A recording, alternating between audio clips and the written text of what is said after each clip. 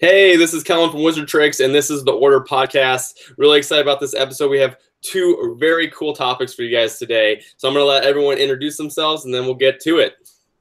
Hey, y'all. This is Lynette from Wizard PhD. Podcast. Really excited. And this is James over at xpectogo. And I'm Sue. All right, nice. So the first topic for today is what we've been discussing with PvP, the announcement of PvP in Pokemon Go. So let's see what you guys think about that. Let's see.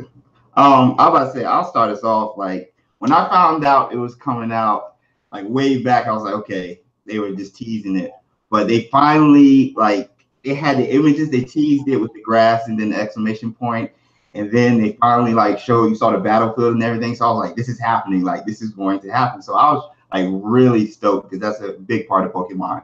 And then I automatically thought Wizards Unite. We know it's going to be in there now because they're testing it with Pokemon. So like I was hyped. What about you?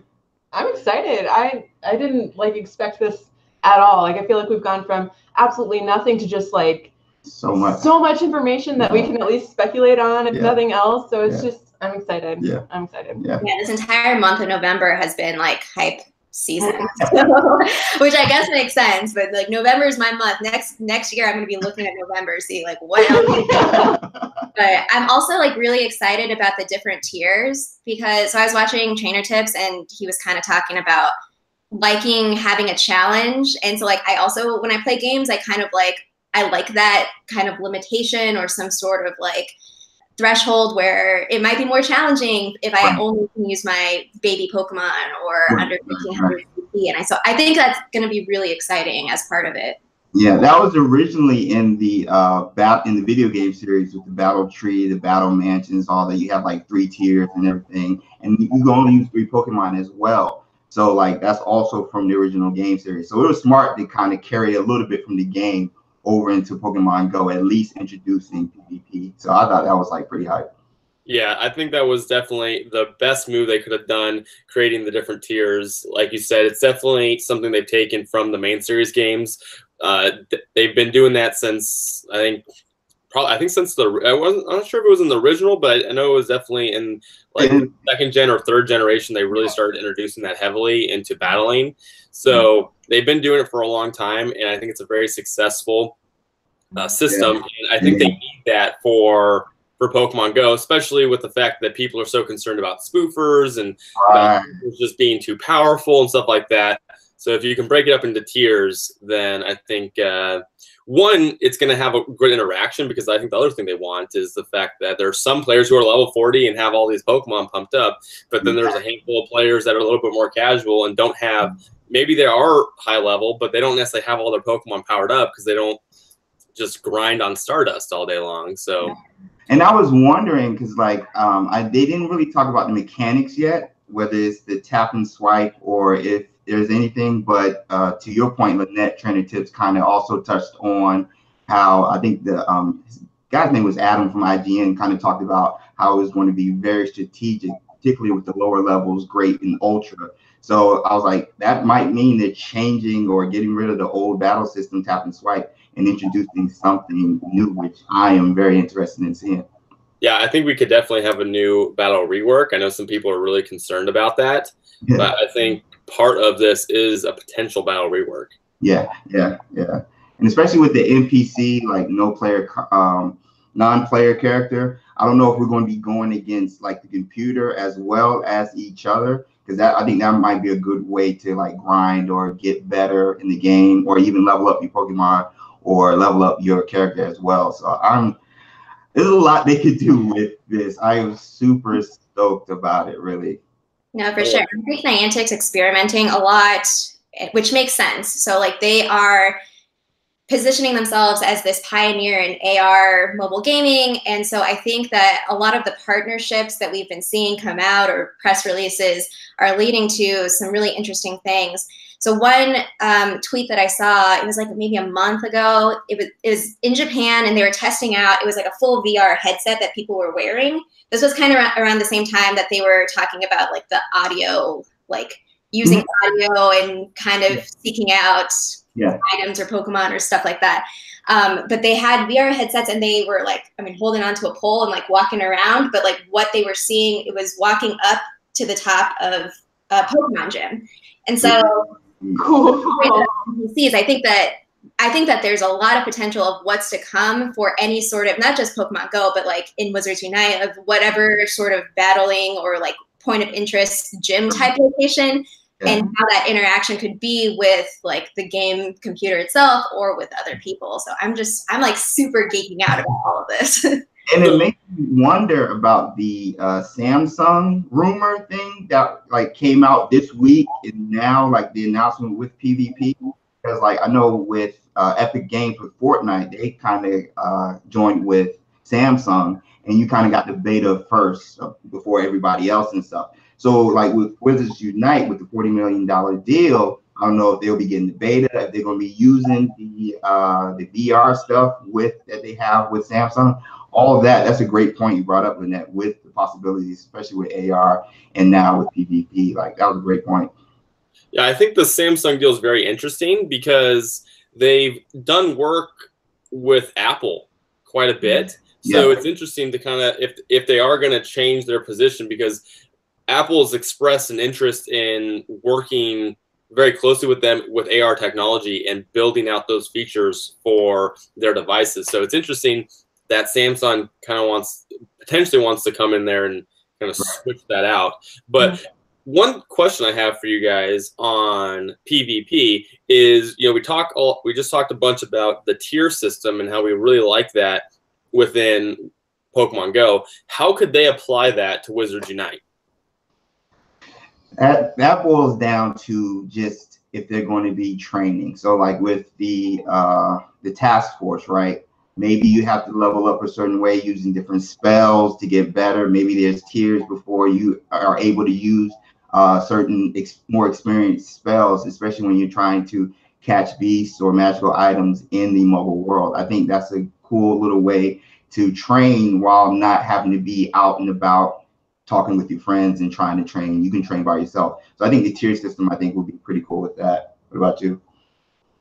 I'm a little bit confused about what the tier system means for people who don't play Pokemon Go. I'm sorry. So okay, so what it seems like is that it's like you're basically grouped in people that you can like duel against. Is that what you're saying? Right. Like based on skill level? Yeah. Okay, yeah, that makes sense. I don't know. I feel like I'm not great at speculating, so it's hard for me to like do this. But I think there's a lot of different ways that it would make a lot of sense in Wizards Unite. Like, you obviously can't jump right in and be catching like classification 5 level beasts, and you can't just jump in and be fighting like dark wizards or whatever. So it makes sense you have to be leveling up somehow. Yeah.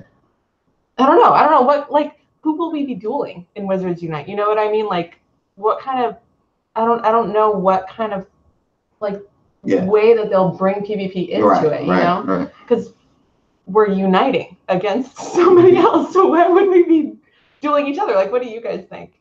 Well, in Hogwarts Mystery, when you duel, part of it is like your character is kind of trying to prove something, and so like progressing and like using a specific spell, which is interesting because I would like to see, like, what does everyone baseline start with in terms of what do we know? Because, I mean, I know that I'm older, but, like, they're going to be younger people. So it's not set in Hogwarts, I guess, is my point. So it's not like we're going from year 1 to year 7 and, like, progressing that way. So does everyone have a baseline, or is it how will they introduce that? Because I do think that one way would be to unlock, like, a more advanced spell. And so dueling could be that. It depends on so again, I'm holding out. If they do something that's skill-based, that might be interesting as well, of like the tiers might be based on if we're doing professions or if we're doing like attribute skill levels. And so like that could be something potentially, although I don't know exactly how that would pan out. But because we know so little, I'm with you, Sue. Like, it's really hard to speculate. I could like talk about these are cool things that I would like, which I think is kind of what we're doing right now, but I don't know. It'll be fun. I don't know what we'll be doing, but I know it'll be fun. Like, I don't know. Yeah, I mean, we really have a basic plot, but then how are they gonna build a game around that plot? And there truly are so many things that they could do with it, that PvP is very interesting. I mean, dueling is going to absolutely, in my opinion, going to be part of the game. So maybe in terms of PvP, maybe you're not battling against, you could be battling against Dark Wizard, but you could be battling against, you know, someone else in terms of training or prepping, because they do that a little bit in Hogwarts Mystery too, where you are progressing and learning new spells and proving yourself. But you know, when you talk about dueling club, there could be something like that where there's training, you know, in the task force. Yeah. It would be kind of cool if there was sort of like a bounty system, like you know how we have raids and they start at a certain time. What if you have to be the first person to get to something, or in the first group of people to get an artifact or whatever? Then that would be cool, because it would be a little bit of competition and maybe you could be dueling each other there, but it's not really uniting. But it would be kind of cool. Like, you get rewarded for being the first one there to get the muggles away from this area and protect the secrets, you know what I mean? So I don't know. My only concern with PvP is the real-time calculation. I know with like the Pokemon raids, the DPS, damage per second or over time.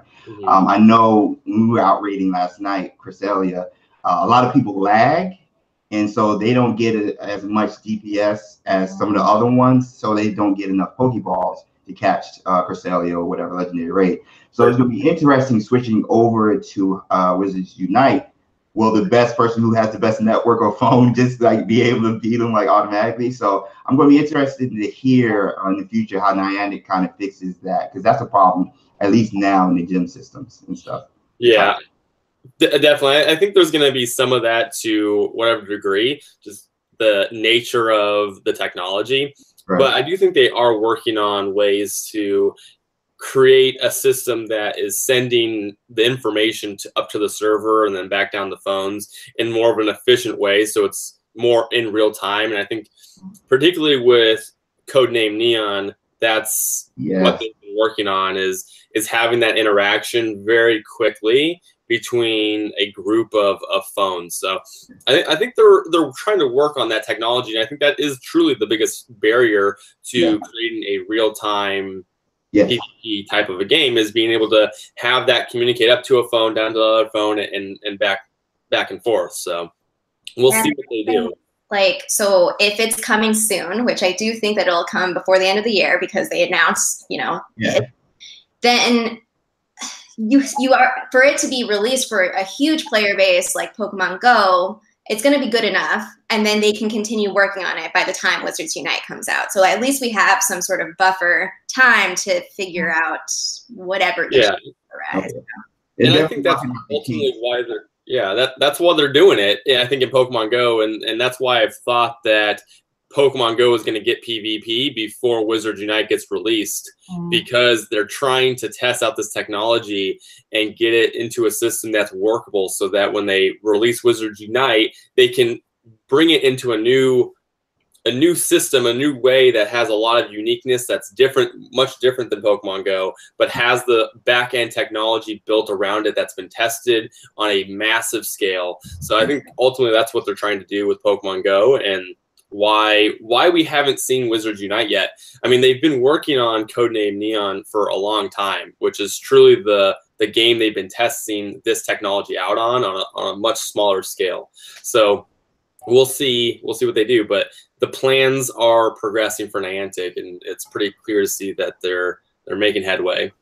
I think it's a really good sign that they're not rushing Wizards Unite. Like, it seems like they're really waiting until they have everything ready, so that when it launches, like, we're gonna have all the functionality that we need to play the game, and it won't be a big debacle when the game drops and no one can play it because it's crashing or whatever. I think when it comes, I think because they're being so slow with this, and because they're testing out so many things with Pokemon Go, I think it's gonna be really awesome immediately. Like, I think they're really working to make it great, and that's exciting. Yeah, absolutely. So the other topic I want to talk about was the tourism and the partnership that they recently started. Maybe you guys can talk a little bit about that. I know, Lynette, you brought it up. Yeah. So, I mean, I stuck Niantic, basically. I mean, all of us do. So, with this press release, this is a partnership with a program through the UN, which is, it's called the Travel, Enjoy, Respect program. And it's built to promote sustainable tourism around the world. So there's a lot of, the reason that I find this really interesting is that I'm like hardcore champion of like the general mission of Niantic wanting people to explore their communities, their neighborhoods, their world. And with that, you can untap really rich history. So for example, before I lived in Arizona, I lived in Lansing, Michigan. And Lansing is the capital of Michigan, but it's not very well populated. Michigan in general is a rural state, like people are spread out. And I mean, it's a beautiful state. So there's like lots of like space to fill. And I lived in the middle of downtown Lansing with my partner, and it was always like dead on the weekends. Nobody would come to downtown Lansing. And then in 2016, Pokemon Go launched, and that completely changed. And it was just such a contrast that I knew when Pokemon Go launched, like this is something, we're onto something, this is going to be something really cool. Especially, I mean, because I live downtown, but I would always say like it would be so cool, all these local venues, local shops, restaurants, like there's so much that could be happening in this and have this energy of the downtown area that I lived in that wasn't there. And Pokemon Go was like an activity that brought people together to do something like that. And I mean, Lansing itself like tried to do initiatives like be a tourist in your own town, where they would have like a little passport booklet. So I got excited by this because I think focusing on like large cities are great. I love to travel. I love large cities. I love, you know, the touristy type thing, but thinking about tourism as like, what is the physical geographical space you're occupying, and how can you tap into like the rich history of that and bring people together that are neighbors? Like that's kind of what I'm just looking forward to stuff that they might do. And I'm wondering if y'all have any thoughts or ideas of things that they could implement. No, when you had sent the link, like I was reading the article and who they're teaming up with and what they're trying to do. And it looks like it's a little bit of augmented reality as well. So like you're going, let's say you're on a cruise or you're somewhere else, and you get to explore venues before you even go there via VR or augmented reality and stuff. So it kind of lets people explore cultures as well. Like if I'm from the United States, I can explore Asia, Europe. I've never been there. So it gives you an opportunity to get a taste of what those countries or cultures have in store via augmented reality, VR, and everything. What was cool was I was trying to think like, okay, with it Unite, how would that interact? Hey, there's regional beasts in the Harry Potter universe. So let's say you're on a tour, you're going over there, you can use augmented reality via, you know, whatever, and you can catch regional beasts as well. That's one way Wizards Unite could interact with Niantic in the tourism industry, and let you catch whatever the beast or these particular items, region specific. So that's what I was thinking. Yeah, it could be like, so in the trailer for Pokemon Go with the giant Mewtwo, that John Hankey's like, that's like what we're trying to go for. Right. Like I can totally see something like that. But I also think like so I am so fascinated with AR, VR technology just in general, because I think that it makes our world so much more magical. Like, so I'm also thinking of like I don't know if they would do this because so much of their games are like, you know, physical location where you are to be able to access what's around you.